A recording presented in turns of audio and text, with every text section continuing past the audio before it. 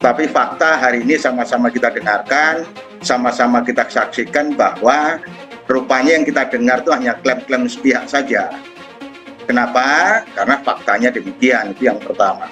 Yang kedua, kita ini kadang-kadang tidak suka melihat pada diri kita sendiri. Sehingga ketika hasil karya kita kemudian diteruskan oleh pemerintahan yang berkelanjutan ini, kemudian ada revisi dan lain sebagainya, dianggap itu hal politis. Padahal ini sekali lagi saya sampaikan, persoalan JIS itu murni persoalan teknis yang harus kita hadapi bersama-sama agar manfaat dari JIS itu betul-betul bisa bermanfaat untuk kepentingan sepak bola, untuk kepentingan rakyat banyak. Daripada selama ini mangkrak nggak bermanfaat, kan jauh lebih berguna apabila APBD yang sudah kita keluarkan tuh betul-betul bisa dirasakan manfaatnya oleh warga Jakarta. Sebetulnya itu saja, Mbak. Dan lain-lain. Lalu ada aspek yang non-teknis. Aspek non-teknis itu soal keamanan dan keselamatan. Keamanan dan keselamatan itu ada regulasinya sendiri. Kalau FIFA menyebutnya Safety and Security Standard FIFA, gitu loh. Itu bukunya tebel banget, ada 213 halaman dengan 62 pasal dengan sekitar 480 items dalam kategori keselamatan dan keamanan. Nah, kita mau bicara yang mana? Kalau bicara yang teknis, saya yakin JIS itu sudah memenuhi standar, ya. Kalaupun dibilang rumputnya mungkin tidak standar FIFA karena memang ada spesifikasi soal rumput itu persoalan yang sangat mudah, itu 2 bulan juga kelar. Jadi tinggal diambil lapisan teratasnya, diganti yang baru dengan lapisan yang memang standar FIFA kalau memang ada spesifikasinya.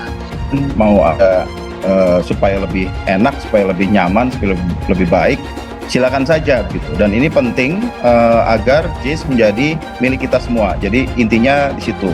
Nah, yang kedua, tidak pernah ada klaim dari saya, dari kami, Mbak, teman-teman yang jadi jubir Anies atau yang pendukung Anies, bahwa Guru Hapot lah yang membangun, mengarsiteki dan sebagainya.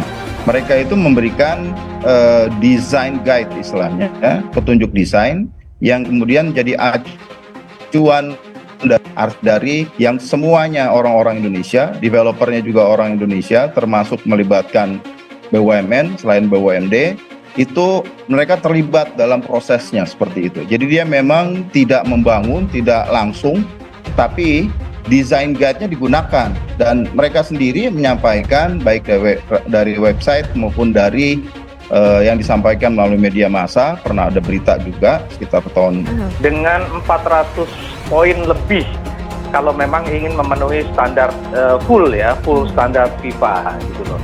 Nah, yang kedua, jangan pernah dilupakan bahwa baru Oktober lalu Indonesia begitu disorot oleh FIFA dalam kasus tragedi Kanjuruhan, gitu yang menelan korban 135 jiwa, gitu loh.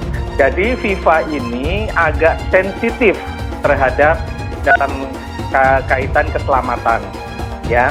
Nah, sekarang kita bicara soal Piala Dunia U17. Piala Dunia U17 itu hanya diikuti oleh 24 tim, ya.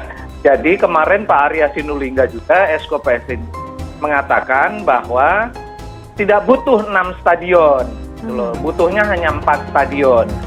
Sehingga stadion yang sudah disiapkan untuk Piala Dunia U20 yang kemarin dibatalkan oleh 2020-an kira-kira begitu, bahwa memang mereka di-assign. Jadi dia bangga di-assign oleh gubernur dan Jakpro, tidak hanya bicara desain dia bilang, tapi kawasan keseluruhan. Jadi memang tugasnya di situ, Mbak. Dia memberikan perspektif bagaimana ini dibangun, ekonominya seperti apa, potensinya sebagaimana begitu.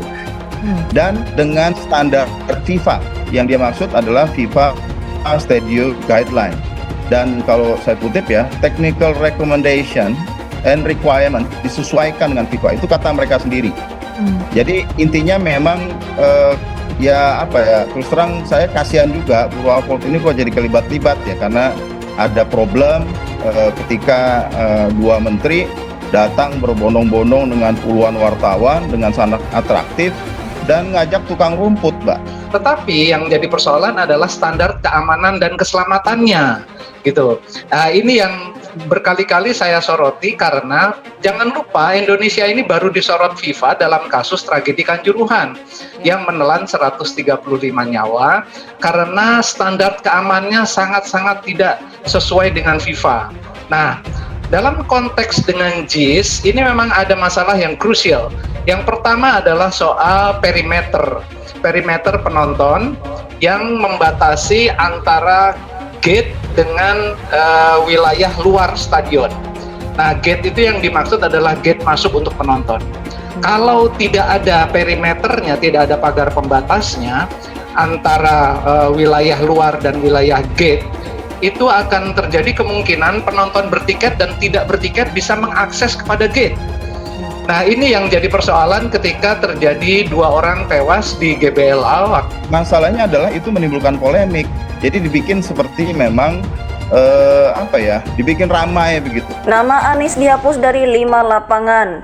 Ingguk berstandar FIFA di DKI.